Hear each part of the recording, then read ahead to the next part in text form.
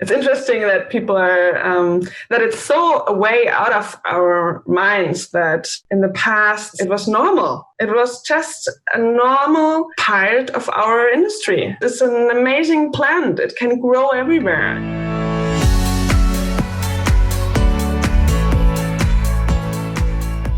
Hi babes, Lady Silverstone here, and welcome to my podcast, where we're trying to demystify cannabis, one conversation at a time.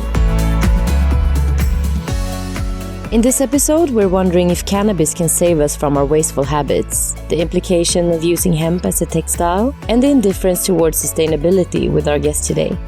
She's a passionate dressmaker for her own brand, Anwama. She uses hemp fabric and she tailor-makes every single piece to keep it unique. And her clothes can also be found on the online shop Immaculate Vegan, who focus on ethical and sustainable fashion. Let's welcome Anna-Maria. I hope you enjoy it. Hey! Hi! How are you? I'm fine. How are you? I'm good. How's the museum? Oh, really great. Yeah, it was the first time we went to the museum since the corona. So I really missed that. Going to a museum, get some inspiration and get everything like behind the daily routine. So it was really nice. Yeah, cool. Which museum was it? It was the Hamburger Bahnhof. It's for like new art, like temporary art. And everything was full, like the ground and the wall, everything was full with colors. It was awesome to see that. Cool. Well, thank you so much for guesting my podcast. Yeah, thank you for inviting me and being interested in my work. So tell us who you are and what you do. I started sewing when I was a teenager, like 13 or 14. And since then it came like my passion. I'm so in love with that, working with my hands and design clothes. And I was always working with like old fabrics. So yeah, I did that for a really long time then. And then I decided, first I wanted to study fashion design. And then I thought it's nicer to really know how to sew properly. So that's then why I went to Berlin. So I grew up in Bavaria. Is it far away from Berlin? Yeah, it's like 5-6 hours. So yeah, it's not that close, unfortunately. Yeah, so I'm still here. 11 years now. I'm living in Berlin. Yeah, I started here in I always forget the English word apprenticeship. To get a dressmaker, is it apprenticeship? Like when you learn properly how to, it's something more German. I think not every country have this kind of education. So you learn 3 years in a small, or not always small, but mine was small, studio. And I really learned how to sew properly. Okay, so it's not an internship, you mean? No. I'm getting a bit paid for that. And also I have to go to school and learn all the theoretic parts about it. And I did nearly everything there, from really fashion clothes to laundry and for a lot of Berlin designers. So it was really nice to learn all that and get to know the fashion world kind of. Yeah, do you also get to know like how to do like haute couture and stuff? No, just a kind of. That's something more different. That's really the craftsmanship. But I think there are only a few possibilities to learn that in the world, I think. I think there's one school in France or something where you can learn that. But mine was a bit more industrial. So also with the machines and After that, I studied fashion design then here in Berlin because I thought, I was kind of had the feeling that I know now everything how to do it, but then I had always in my mind when I was thinking about a dress or something else, is it possible to do that? So because I was always in my head thinking forward, then how to do the pattern, how to sew it, is it possible or not? And then I wanted to get my mind and my head more free again, to be more creative and not always think about the first thing, okay, how to do that. So the first thing, oh yeah, that's nice. And then the second, maybe it's not that perfect suit then, but it's not, it doesn't matter. So yeah, that's why I wanted to study fashion design then. Also here in Berlin, I was really surprised how less sustainability is taught in the university, because for me it was, since the beginning, I was really aware of all the dramatical sides from the fashion industry.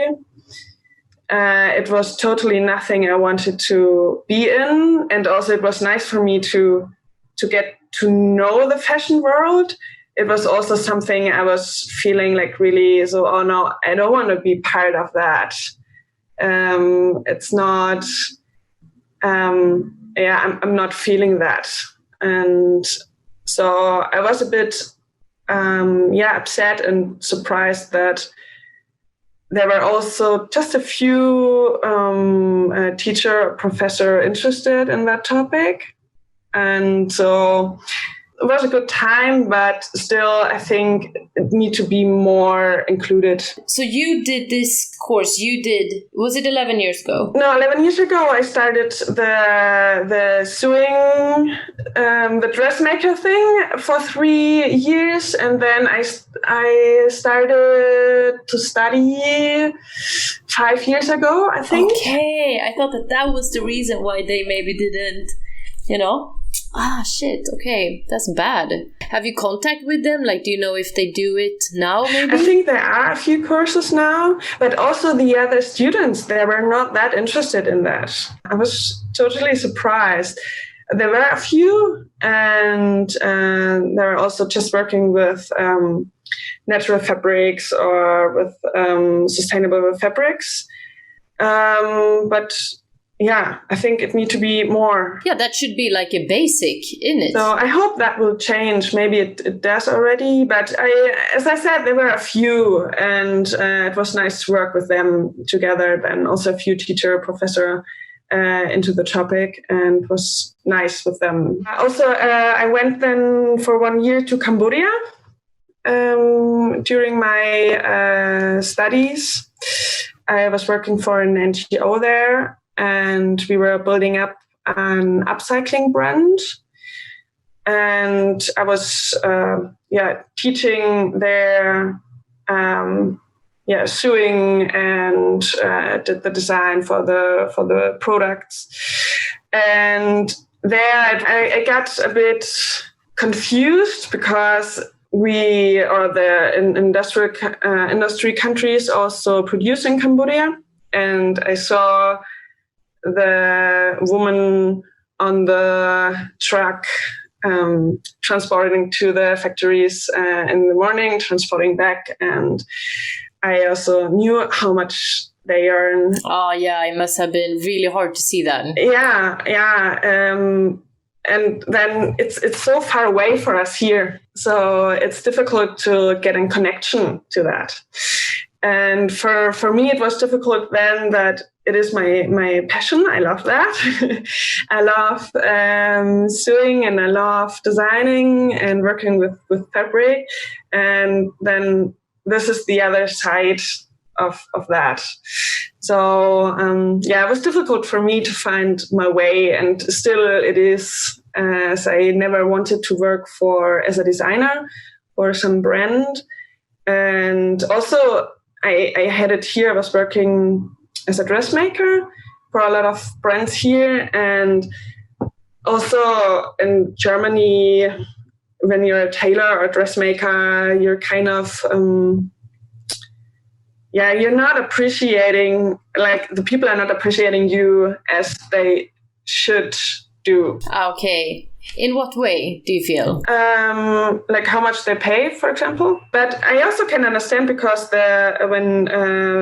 when you buy something, you don't get a feeling that someone is suing that and someone is living from that. It's the job. How can you, when a t-shirt is you're buying a t-shirt for 15 years, so you're not getting a connection to that. But still, I decided for myself then I would like to start my own brand more. Yeah, I don't want to say for myself, but I can't change everything. And also it's, yeah, as I said, it's something I really love. And so I started with hemp in my bachelor. So I was studying a lot about the traditional hemp fabric because I thought cotton is not growing in Europe. So what were the fabrics we used?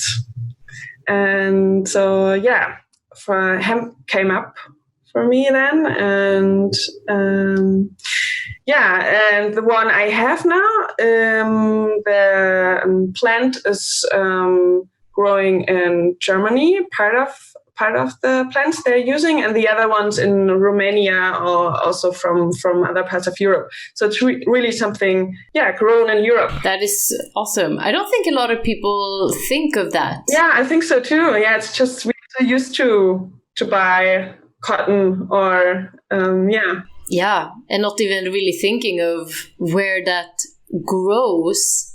We always think of like where it's made, right? So we're thinking, let's say it's made in China or made in Thailand or whatever, but we never really think of, so where did the cotton come from? Is there other parts of the world where hemp grows so much where they like use hemp textile, let's say, more than cotton or not? More than cotton? Yeah. No. No, okay. No. But before, maybe? Yeah, before, yes. Yeah, like long time ago. Before, yes. So, like in Europe, a lot of clothes were out of hemp fabrics. How far can we date it back? Sorry. How far can we date it back? Do you remember? No, not really. Because the problem with the hemp was then when it came forbidden, like the to grow hemp, and that was the time where nearly everything stopped with hemp. The whole hemp industry just stopped.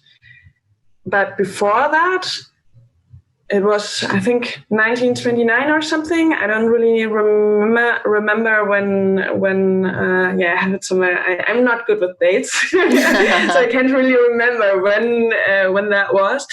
But before that, also like a lot of for sailing and the ropes were out of hemp. It started to go back with the hemp fabrics because it is. Nah, I don't want to make it bad now. It doesn't feel like cotton or silk. It feels a bit more like linen, even more a little bit, not harder. It's getting softer, but it's nothing. It's also nothing we are so used to now. And I think in the past, when all the colonialism started. So I think then it stopped the hemp, kind of. But I'm not quite sure about that. So that's what I think, because I couldn't find anything like the last pieces made in Germany out of hemp or something. So I don't really know about that. So hemp textile is then made from like the fibers inside the stem of cannabis, right? Yeah, or the hemp plant. And it's also difficult to get it into a fiber. There are a lot of mechanical processes needed that it's getting soft. And so that's also something. I think hemp will never be a big part in the textile industry because it's so much work. Yeah, that you're getting the fiber and the fabric. So I think it will always be a niche. Yeah, that's too bad though. Yeah, I think so too. I think if there weren't the law to forbid that, I think we were further. Because in China, they are really far now with the hemp. In the way they produce it, or? Yeah, it's so much softer and thinner than the European hemp because they had a lot of time. It was never forbidden there, and they had a lot of time to study, to try out. And so, yeah, hemp fabrics from China are really nice. But I wanted to have the European one. It's going to come here as well. If they already figured it out, of course, that's going to come here sooner or later. Yeah. I think so too. Sorry for interrupting. I hope you enjoy listening so far. Please check out my account Lady Silverstone at patreon.com so I can continue creating cannabis content for you. You remember when it came out, if it was last year, when Levi's did their jeans in, I don't know if it was 50% hemp and 50% cotton, maybe? The first one was totally out of hemp. Oh, yeah? Yeah, the first. Ah, okay, first, back in the days. Okay, cool. Yeah. Oh, good, I can imagine it must be so rough, like very hard, no? Especially when they make it denim. But, so they did it now, last year, I think it was. And they made it half cotton, half hemp. And they say that they cottonize the hemp. Yeah, so that is the whole process of making it more soft. So how do they do it how do they make it more soft? What is the process? Honestly, I don't really remember that part. I have to think a second about that. But mostly it starts that now we are getting really deep into the hemp fiber is kind of long. Cotton is really short, and that's something. For example, when you can get it a bit more softer, and then of course when you mix cotton and hemp, and it's also some other mechanical things you're doing then with the fiber. And it's also some particular plant then or sort of seeds you use for that.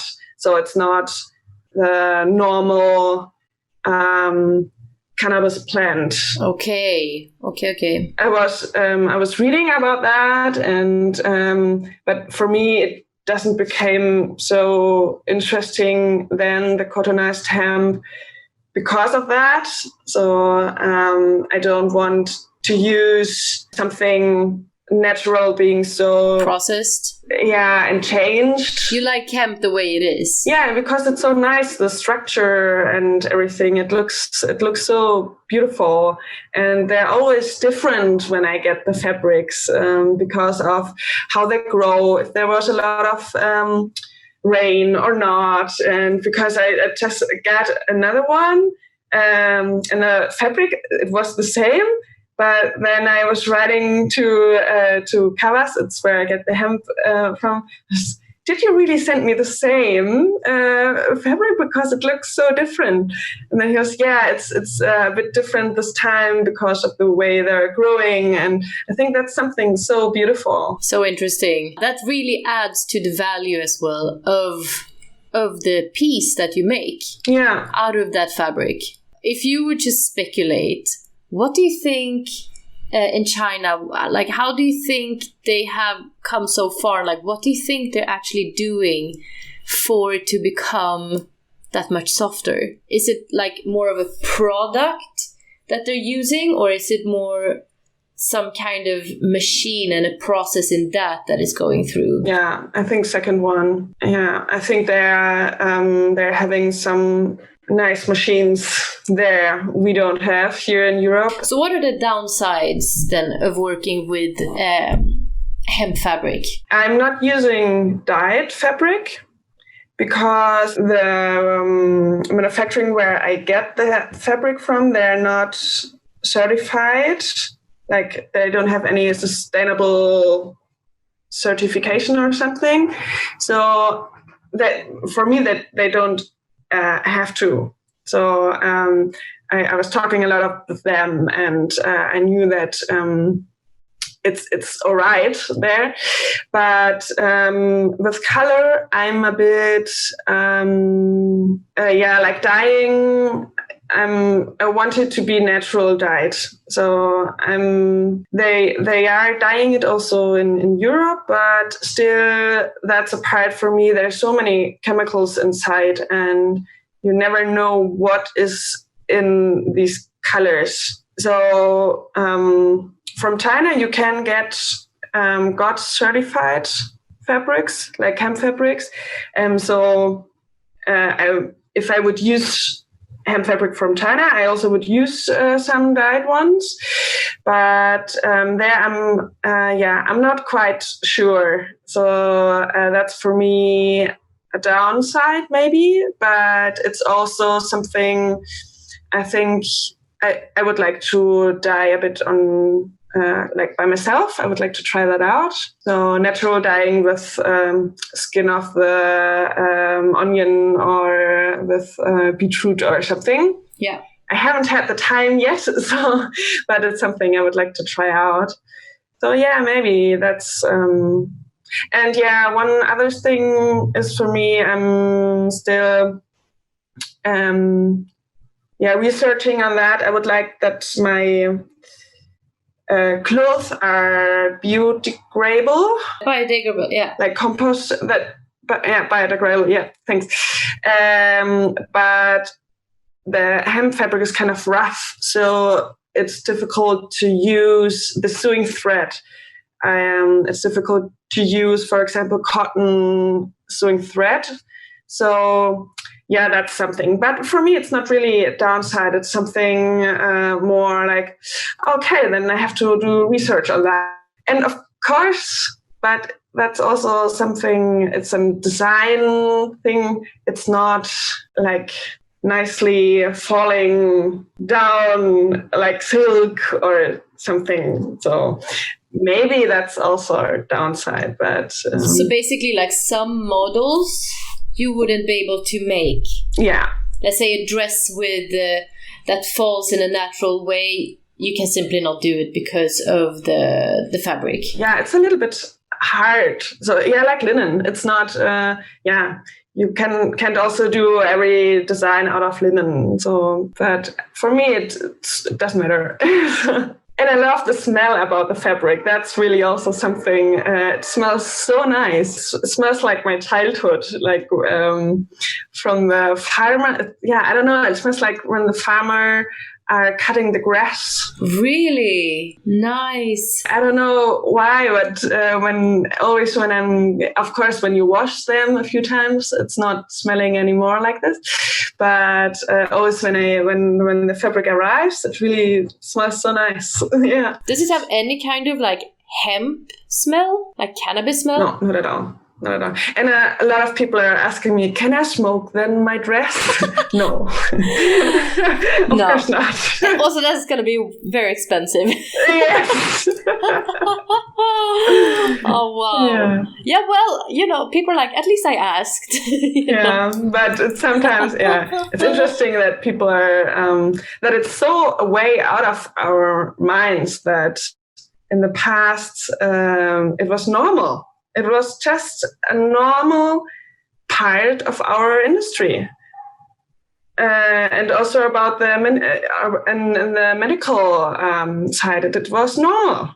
It's an amazing plant. It can grow everywhere. And so that's really crazy. Grows fast, doesn't need a lot of water at all compared to cotton, for example. Yeah, it's good for the ground. It's really sad that we, lost all these years of hemp in our life. Yeah, I think so too. Do you have an other relationship to cannabis as well? No, not at all. No. No. But in Germany, it's quite. I wouldn't say normalized, but it's not as stigmatized, I think, as it is in, let's say, Sweden when it comes to cannabis in general. But of course, it's still illegal and prohibited. Yeah, there are really a lot of CBD shops now, especially in Berlin. They came like mushrooms the past 2 or 3 years, like everywhere, and they really stylish and look really nice and not with that stupid stigmata. And I think, yeah, maybe you're right, but maybe it's also more something in Berlin, I think. Yeah, and Bavaria, not at all. They're really more strict there, but... Okay. So the more conservative parts are not as open to it. But how's it in Sweden? I don't really know. It's very stigmatized, for sure. Also, I don't know how it is in Germany, but in Sweden, I mean, personal use is heavily punishable. So if you are caught not even with weed on you, but in your urine, for example, you can get in trouble, for example, which is ridiculous. And also it's very hard because when they punish you for personal use, it's very hard for the people that needs help to, get out of an addiction or something like that, to get help, because they don't want to tell anyone until it's really gone so far, until they don't even care if they get into like trouble with the law or anything. They just need help. Like, well, so many people maybe need help like years before it gets that bad, But as it's so stigmatized, and also in Sweden, like, you need to stop. This is whether it's cannabis or heroin. Like, you need to stop your drug before you can get into treatment. I mean, that is the whole point, right? Like, you want the treatment because you cannot stop. But here you have to stop. Yeah, you have to stop it before. That's strange. That doesn't work.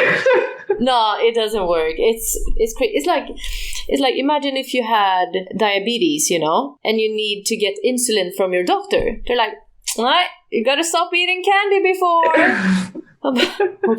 It's horrible. I didn't know that. That's really crazy. Yeah, it's bad. But it's also one of the worst countries in Europe when it comes to the drug laws and the way we treat addicts in general. But I don't know how it is in Germany. Do you know? You are allowed to have a little bit. I'm not into that, so that's why I don't really know.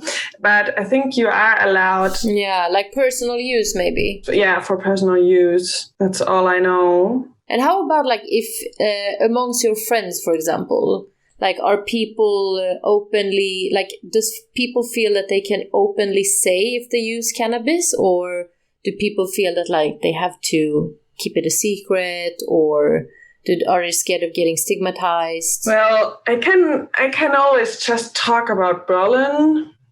You always have a weed smell in your nose.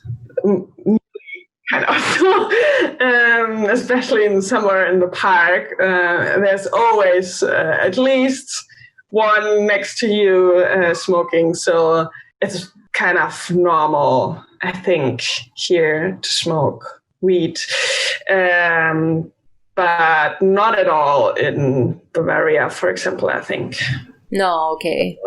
They're definitely more stricter there, or I think it's not possible to smoke when you're sitting in the park. Yeah, okay, yeah, because you're gonna be really you're gonna be so alone maybe doing it that people will directly see who it is that is smoking, for example, and that's what you don't want to risk. Yeah, and I think the police is more stricter there. The Bavarian police is always a bit more stricter. But what kind of place is that? Yeah,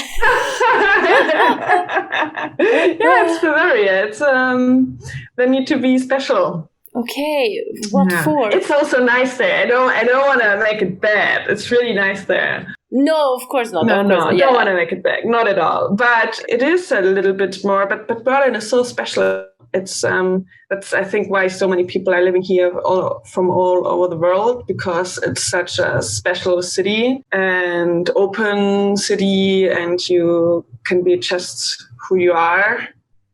That it's some kind of island, probably also here. Oh, I can imagine. It's like most capitals, right? Same in Paris. Yeah, that's true. Same in Paris. London as well. Copenhagen as well. Stockholm? No, I wouldn't say. In Sweden. If you get caught with smoking weed, I mean, I don't even want to, know what happens.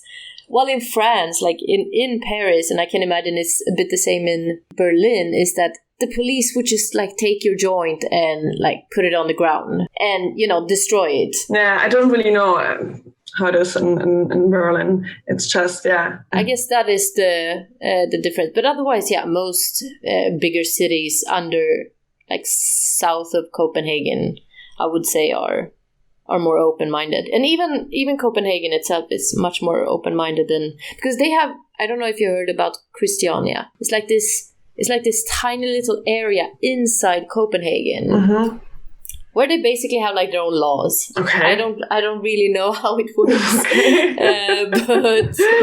but you can go there and buy weed, without the police getting involved. Actually, I would love to talk to someone that is either from there that just hangs out there all the time, just to get more info, because it's very interesting. Yeah, sounds interesting. Dear listeners, if you like what you hear, please check out my Patreon. The link is in the description here below. Only if you're able to, of course. Now, let's get back to our guest. If you could just explain for the listeners, why is hemp fabric more sustainable than other fabrics? In which ways, if you compare to, let's say, cotton and, I don't know, another fabric that we usually use in clothes? Well, if we compare it to cotton, it's, as you said, also hemp doesn't need so much water to grow. And also it's possible to grow hemp in Europe where normally it's raining. I know it's not always raining right now, but normally it's raining. So this is something. To water all the cotton fields is really, really bad for the countries where cotton is growing, because they don't have so much water there. So this is one point. The other point is that hemp doesn't need all the pesticides. Pesticide, yeah. Pesticide. Because I think, you also know that it has some kind of natural way that animals or some other things are not getting into the plant. It's the smell or the little hairs on it or something. And so that's also something like cotton or not cotton. They use pesticide. It's really bad for the ground. It's bad for the people there, because it's where normal hemp is growing, not organic hemp. When you use organic hemp, they're also not allowed to use the really bad pesticides. So, but I saw some kind of videos how they are putting these chemicals on the plants. They're not wearing any protection, and it's getting on their skin and everything, and it's just really, really bad. And also it's still then on your skin. It's not getting out. That's also something for me really important. I don't want to have that on my skin. Yeah, that's something. What else? Yeah, it's good for the ground. When you grow cotton, you can just grow it for one season or something, and then the ground is kind of dead. And when you grow hemp with the roots, they have so many small roots, so it's very good for the ground. It's making it more smooth and soft, and and it's growing fast. You can grow it, I think, like twice a year or something, and it's really good for the air. I think you also know that the hemp plant can take all the CO2 out of the air. So if we would plant more hemp, also for the paper industry, for example, it's so much better than, for example, trees. Like, of course, trees are also cleaning our air, but because hemp is growing so fast and you can grow it more often in the year, it's really good to clean our air. And cotton is not doing that at all, of course. When we compare it to, take some chemical, like polyester, for example. Like polyester, you're getting out of oil. So it's not something we have forever in our earth. So it's something, you need to get out of our Mother Earth. And also, you can't really do anything after it. Like, you can just throw it away, or maybe you can make something for cleaning or something. Because often they are the fast fashion industry. They are really, of course, not into high quality, and so most clothes are such bad quality that you can't do anything after it. And that's also what I said, what I wanted to do, that hemp fabric, you can just bring it back to Mother Earth. You can basically put a hemp dress in the middle of the forest, and I don't know how long it takes though. Yeah, I would like to try that out after I finish my research for the sewing thread, but on the other side, then there's just a little thread bench. Exactly, yeah. But I would like to try that out this summer when I'm at my parents' house, because they have a huge garden and I can just try it. So you should take photo every day. So yeah, of course it will take some time. Yeah, for sure. Yeah, it doesn't matter for me because it's okay. You can do something. It's not waste then. It's just something you can give back. And that's also something for me what I think it's really interesting and really good to have something else on my mind. Why I love hemp fabrics. When you wear it, it's some kind of antibacterial. Like it feels, it's good.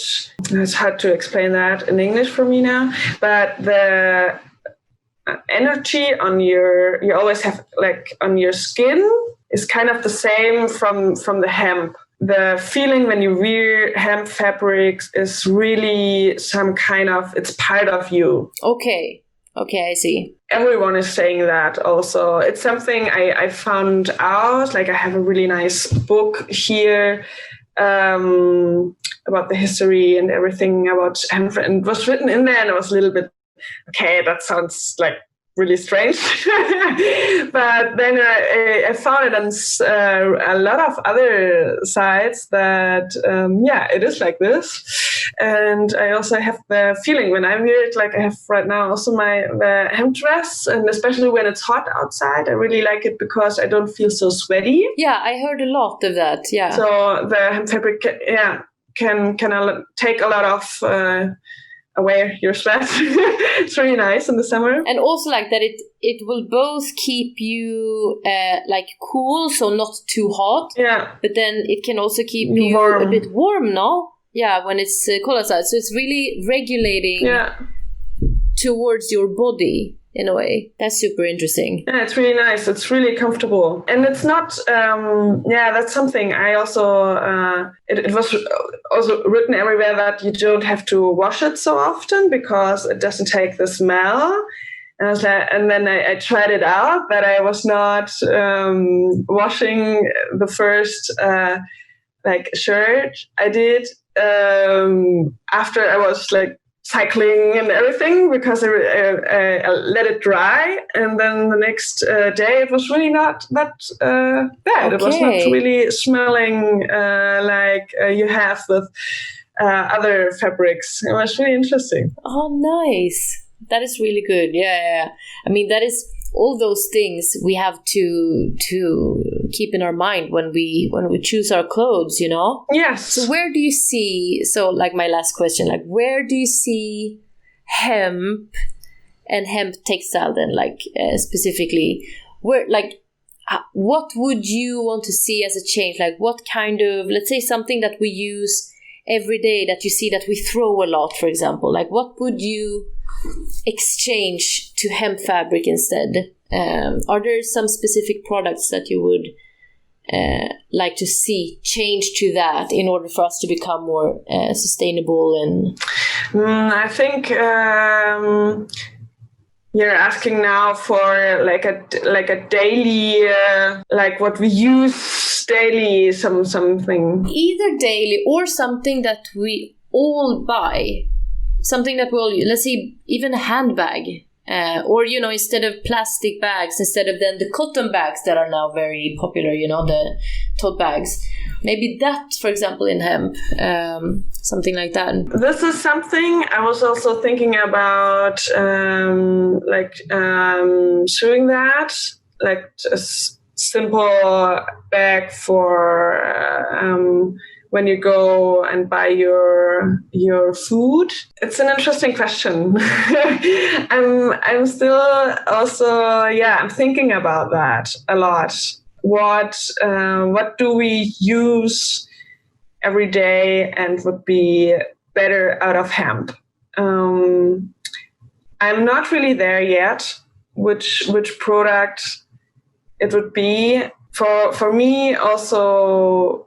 From this craftsmanship side, it's that your favorite clothes should be out of hemp. The clothes you feel yourself in, you feel comfortable in, you feel like, this is me. And you know it's a good fabric and it's fairly produced. It's good for the earth. I think that's something for me, that people getting more respect for clothes, just think more about where, and that maybe because it's so special still, the hemp fabric, and there are not a lot of brands using it. I don't know, the thinking is more, I buy one hemp dress and not 10 normal dresses or something. This is something for me, because also when it's getting more in common, the opportunity are getting bigger to search for new techniques, new machines, and all this. And also, hopefully, it's getting easier to grow it in Europe, because it's still not so easy to grow industrial hemp. Get back to the beginning of your question. No, I don't really have this one product in my mind. Not yet. Right. But thank you so much for guesting my podcast, babe. Thank you. And I really look forward to see more of what's coming up with your brand. It's going to be very interesting to follow. Thank you. And thank you for inviting me. It's always interesting to listen to your podcast and all these wonderful women talking about what they're doing. And it's really, really interesting. And now you're part of the women. Oh, so nice. Yeah, I'm happy to be part of. Yeah, same here. Thank you. Well, have an awesome day, babe, and see you. Bye-bye. See you. Have a nice time. Bye. Thanks, you too. Thank you so much for listening. Please subscribe to my social channels and rate this podcast. And if you would like to support me a little bit extra, it would really mean the world to me. So check out my Patreon profile that I linked in the episode description. It's all thanks to your support that I can continue talking, writing, recording, and making more cannabis content for you and our amazing community. Have an awesome day and lots of love.